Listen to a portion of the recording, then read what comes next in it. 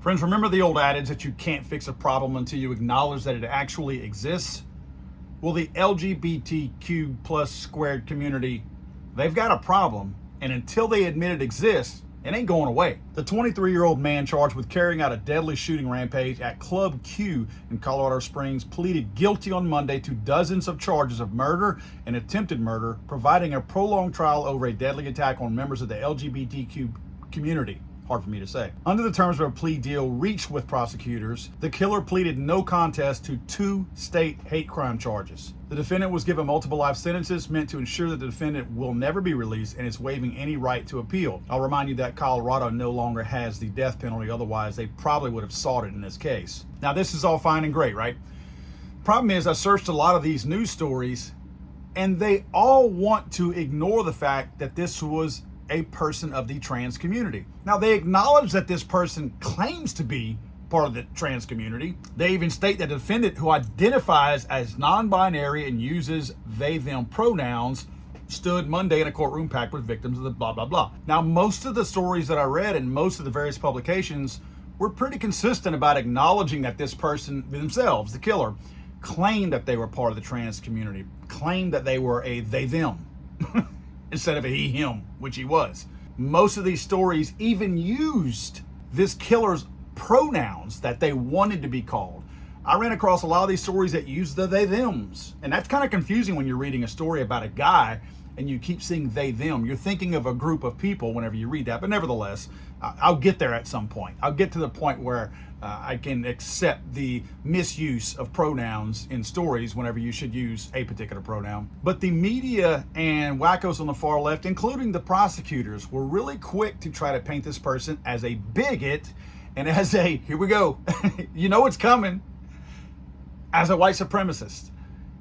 So this person now, they're saying, isn't really part of the trans community and isn't really a they, them, even though that's what they call him, because they say he's trolling the trans community and he's trolling other people by claiming to be this, because he couldn't possibly be part of the trans community and go shoot up a gay nightclub, right?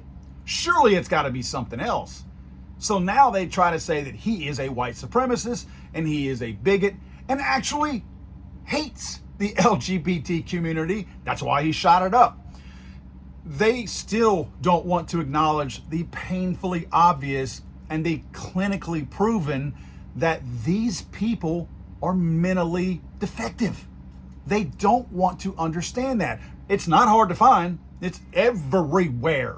It's not like you dig to find it. It's not like you have to go into the dark web. It's not like you have to ask Q or QAnon or QAnon or whatever it's called. You don't have to go there either. You can use the old Google machine and you know it's biased and it's going to tell you the problems that these people have mentally. Everything that this guy experienced was reminiscent of what other trans people experience with being kind of cuckoo for Cocoa Puffs. But they don't want this guy. They won't claim him as theirs. They say they also condemn the defendant as a bigot, coward, and animal. Many of the survivors and relatives referred to the defendant using male pronouns, dismissing the non-binary identification as a sham and what one survivor's mother called a repugnant attempt to win leniency. So wait a minute. We're still honoring the Nashville trans shooters somehow claim of trans, right? We're still honoring that because if you'll remember, they were actually honoring this killer in the Tennessee State House after this person had killed, including this killer, this trans killer, in with one of the quote victims in the number and the hand count when they were holding up the hands. They were actually holding up an extra finger for the killer. But you'll remember that that trans killer in Nashville killed a bunch of Christians. This trans killer killed a bunch of the alphabet people, the LGBTQ plus squared people. It's an obvious reason why they are picking and choosing. In this case, they're not going to acknowledge the they, them pronouns because they're going la, la, la, la. They don't want to believe that this person could possibly have done that. Oh, there's no way this person could have done that. Again, ignoring all facts and logic that currently exist anywhere you look for it. anywhere you look for it. Several survivors of the attack said it was important that the shooter acknowledge bias and wanted recognition that Club Q patrons were attacked because of their identities in a massacre deliberately calculated to shatter a sanctuary for the LGBTQ community in Colorado Springs. The why matters. The why does matter. Why don't you figure out why your people are committing these acts of violence? Maybe that would help you. And I'm not being facetious here. If the trans community, and let's just say the whole alphabet agencies out there, or alphabet society, the alphabet community, I can't say your letters properly every single time, so I'm going to say the alphabet community.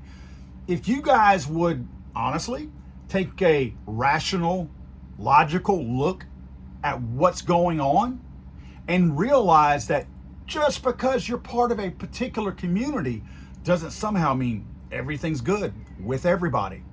Every single group of people, whether it's race, political, societal, economic, it doesn't matter. Every little subset of people that you carve out of society has a psychological element to it where some people are just not right. Now, I'm not saying it's wholeheartedly. I don't think that every single person in this alphabet community has something wrong with them. I certainly don't think that. But the T in your little moniker here, the T, that's trans. This person shot up a community of these people, and he is one of those T's. It's because he's a nut job. And if you guys continue to ignore the facts and the things happening around you, that's like watching trees fall all around you and going, didn't see any wind today. Maybe it's bugs killing the tree. Maybe there's a reason why your trees keep falling. But if you keep saying, well, they shouldn't have fallen, so I'm not going to investigate it, you have to figure out why the trees are falling.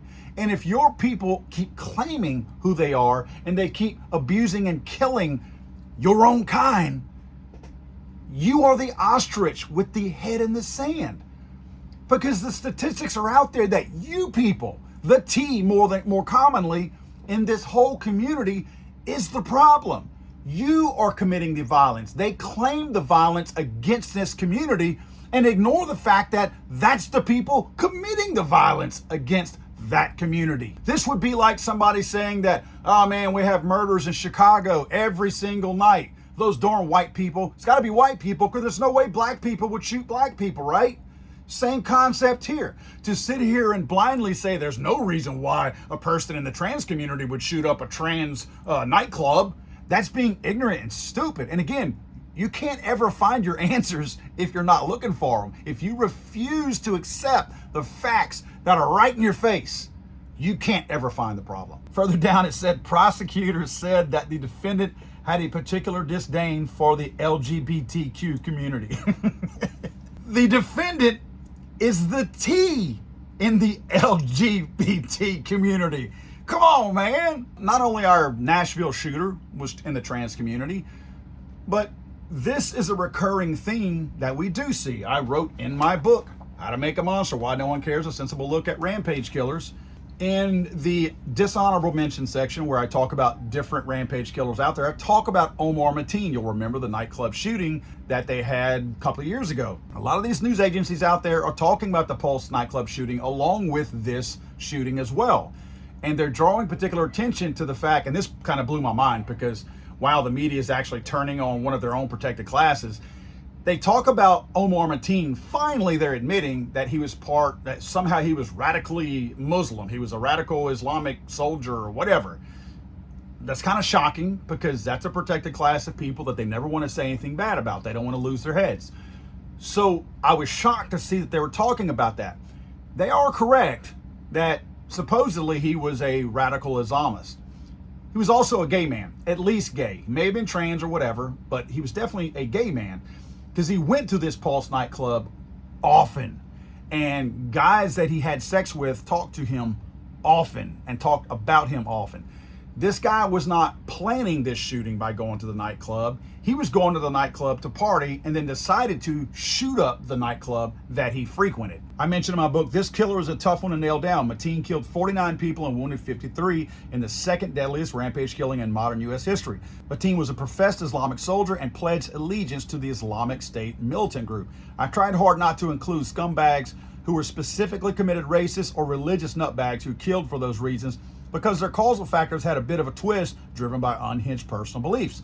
On top of his idiotic religious beliefs, it appeared that he was a closet homosexual and was ashamed of that. This guy had demons of his own and he could not deal with them.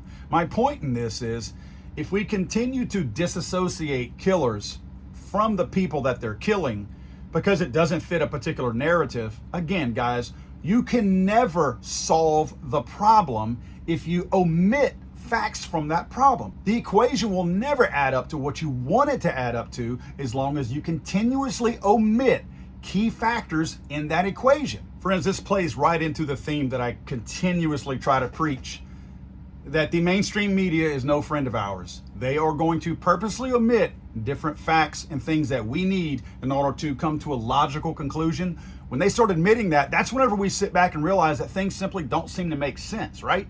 We sit back, kind of scratch our head like, why, that doesn't make any sense. But if the media would provide us all the same and proper facts in a particular story, they would equally be like us and come up to the same conclusion and possibly solutions, maybe even suggest solutions to actually resolve some of the murder, violence, and things like that you happen to see out in society right now. The whitewashing of this story to pull the trans narrative out of this story to say this person couldn't possibly be part of this organization or the alphabet community is disingenuous, folks.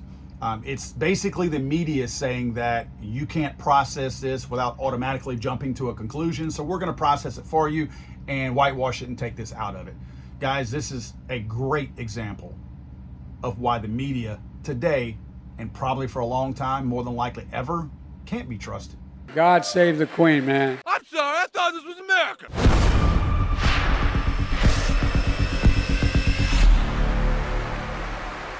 He's so horrible.